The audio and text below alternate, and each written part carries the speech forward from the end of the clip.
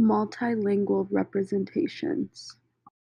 Multilingualism can be defined as the ability to speak several languages with similar or equal fluency. Here we will look at two cases: a woman fluent in Hebrew with Spanish being her native language, and a man whose native language is Russian and is somewhat poor in speaking Hebrew. There are two hypotheses regarding how we store multiple language systems in our mind.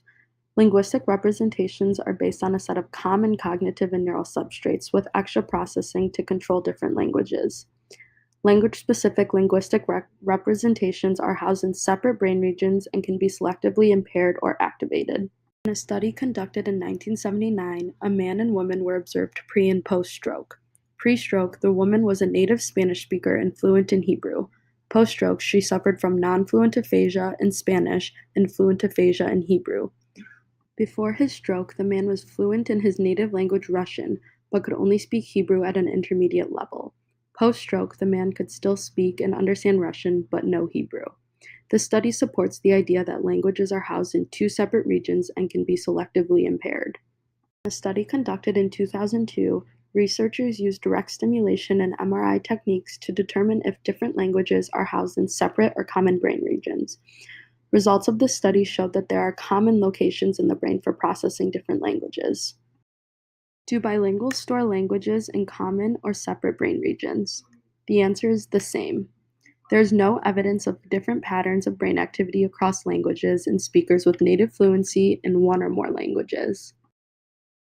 There are always multiple viewpoints to every story. In this case, it is the belief that multiple languages are stored in different or common brain regions.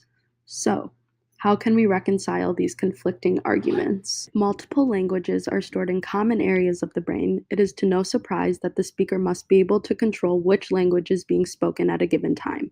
This is called cognitive control. Cognitive control requires interference suppression, ignoring distractions, and response inhibition, executing dispreferred responses.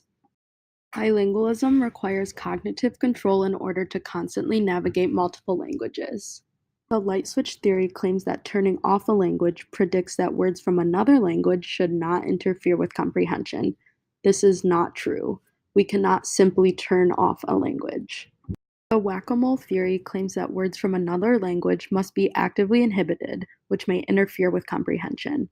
Since we cannot simply turn off a language, multilinguals must use the whack-a-mole theory in order to inhibit the use of words from a different language. Individuals who speak more than one language must use cognitive control in order to make sure they are using the right language in a specific situation.